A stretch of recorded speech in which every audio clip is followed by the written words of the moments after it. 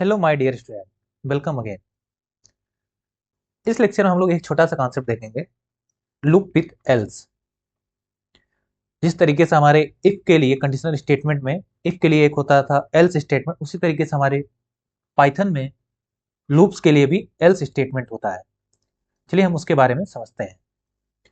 अब यहाँ पर जैसे आप देख रहे होंगे, यहाँ पर जो प्रोग्राम लिखा हुआ है, for i in range 1 to 6 print i. तो यहाँ पर सिंपल क्या प्रिंट हो जाएगा, यहाँ पर प्रिंट हो जाएगा 1 2 3 4 5। ओके,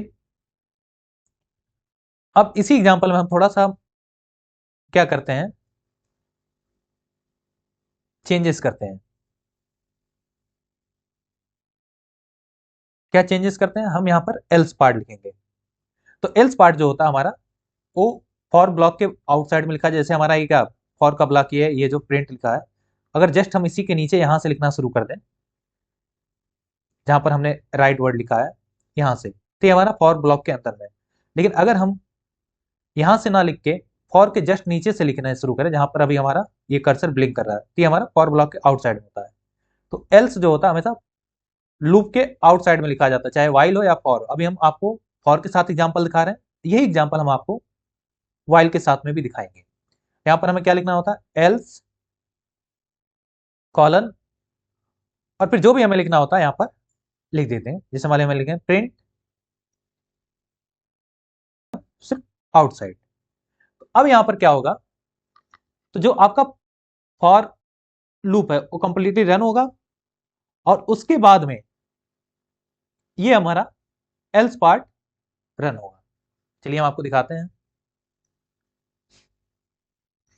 तो अब यहां पर आपके एक दिमाग में एक क्वेश्चन आ रहा होगा, सर ये तो काम हम सिंपल यहाँ पर प्रिंट फॉर लूप के आउटसाइड में प्रिंट लिख के भी कर सकते हैं, तो आपने यहाँ पर एल्स, यहाँ पर पाइथन एल्स क्यों यूज करता है? तो ये जो हमारा एल्स कॉन्सेप्ट है लूप में, ये हमारा यूज होता है किसमें, जब हमें फॉर लूप में ब्रेक का यूज करना होता है। और ये एल्स का एक कंडीशन है, ये हमारा एल्स ब्लॉक तभी चलता है जब हमारा फॉर लूप नॉर्मली एंड होता है without using the break statement. अब जैसे अगर मैं यही प्रोग्राम में ब्रेक स्टेटमेंट यूज करके आपको दिखाता हूं। अब हम एक आपको ब्रेक का एग्जांपल फिर से लेते हैं। अब जैसे ये एग्जांपल है, यहाँ पर आपका आउटपुट क्या आता है, 1 2। देखिए यहाँ पर आपका आउटपुट आ गया 1 2। अब इसी में अगर मैं एल्स पार्ट यूज करूं, तो यहाँ क्या आउटपुट आना चाहिए, तब भी यहाँ पर वन पुट आउटपुट जो हमारा आएगा 1 2 ही आएगा। अब ये देखिए यहाँ पर, अब आप यहाँ सोच रहे हैं सर यहाँ आपका तो एल्स पार्ट नहीं चला। बिल्कुल, इसी सब काम के लिए हमारा एल्स पार्ट यूज होता है। क्यों? क्योंकि जब हमारा कोई फॉर लूप नॉर्मली एंड होता है तभी हमारा एल्स पार्ट चलता है। अदरवाइज हमारा अगर फॉर लूप ब्रेक के हेल्प से स्टॉप हुआ है तो हमारा एल्स पार्ट प्रिंट नहीं होता। इसी वजह से हम फॉर के साथ में एल्स का भी यूज करते हैं अगर हमें रिक्वायरमेंट होता है।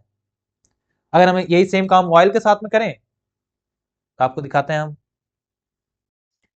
ये देखिए आपका व्हाइल का एक सिंपल प्रोग्राम है, जहां पर हमें क्या करना है, एक नंबर प्रिंट करके 1 2 लेके 5 तक, और यहाँ पर एल्स भी यूज किए हैं।